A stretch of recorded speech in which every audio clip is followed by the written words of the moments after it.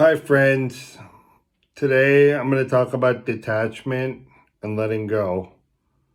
And just like a lot of the other things I talk about, I've struggled a whole lot with this one. Um, the things that you're really attached to and you're attached to the outcome, you're going to be all up in your emotions about it. And I get it. It's really hard not to worry too much about what's going to happen, but all that's doing is draining energy from you, and the energy is going towards the doubt and the lack of faith.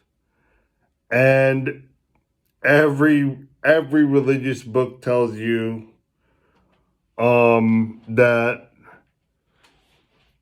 if you doubt, if you don't have faith, you won't you that goes against getting the blessing. So you need to have faith that even if this doesn't work out, whatever you're trying, that you will learn a valuable lesson from it, and whatever path you're on, it's the right place for you at that time. And you have to have faith, and you have to act by faith, and yes, you do need to make informed good choices, but you can't be attached to the outcome. And I'm sure you've experienced this in your life where you're really in your head about something. And I think the dating analogy does work well for this because a lot of you will understand. So the person that, maybe on a 1 to 10 scale, you're attracted to them. On a 5 or 6, like take it or leave it, you're the take it or leave it attitude. And it's really clear when you have that with them and you're not emotionally invested, right? Your default emotional state is not hyped up. You're calm, cool, collected.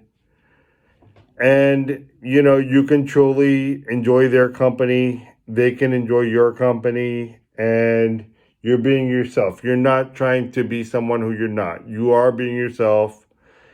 And, when you're yourself and you're comfortable, you're naturally going to be more funny, more charming, whatever. And generally, you're going to be a lot more attracted to that person. But then, let's say it's someone who you put up on a pedestal, right? Someone who you think is way more attractive than you, above your league, whatever, and you put them on a pedestal.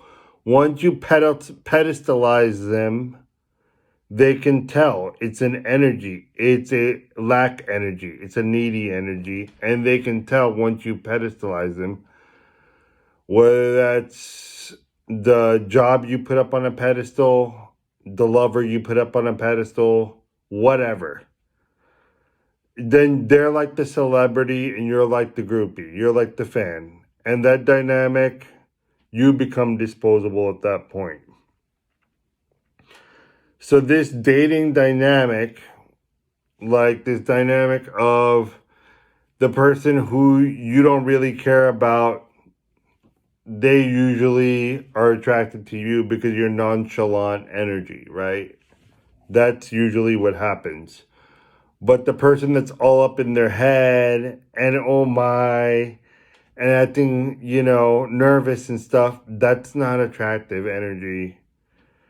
And that's going to turn people off. And even if you're a guy that's going to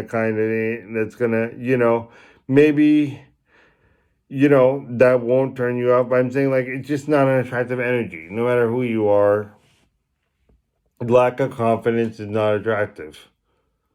So when you're attached to the outcome, you get all up in your head about it. And I've been guilty of this. And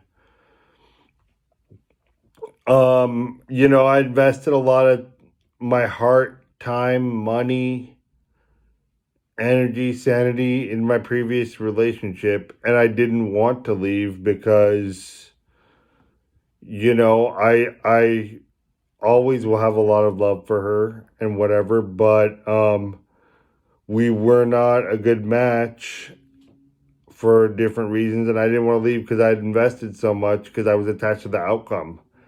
I was attached to the outcome of happily ever after and all those things and familial expectations and attachments. And so, I stayed in an unhealthy situation for a long time and it wore me down until I had to leave in an unplanned way where I just, we fought and it was really bad and it was traumatic and I left and I learned that,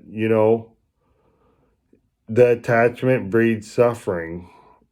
The attachment breeds suffering. And, you know, it's just like the sand analogy. Once you try and hold on to something, the sand hard, it's going to fall out of your hand. But if you're gentle and you just hold it gently, it will stay in. And, we often push opportunities out of our life, trying to hold on too tight. And we often hold on too tight to our past. We hold on too tight to our past. And when we are filled with the energy of our past and our mind is constantly replaying our past, there is no room for the new things we're manifesting to come in. There is no room for the new energy to come in. And if we're constantly replaying the old in our mind and all those things. So basically, what you have to do is you have to just use acceptance and accept what's happened to you, accept it as part of the journey. And you have to believe that life is teaching you something valuable, and whatever you learned, you're going to use it to help yourself and help others. And life teaches you stuff, and it is valuable.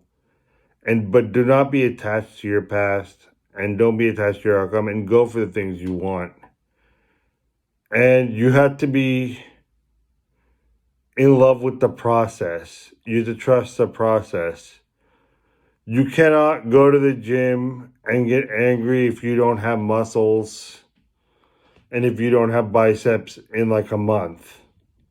You might see a little bump, but you're not going to get muscles in a month. You might lose a little weight, but you have to put that consistent effort in, and you have to have things not go your way and be in a lot of soreness and in a lot of pain to get the muscle. That's why it is so great, because you know what the person went through to get it. So that's the same thing with the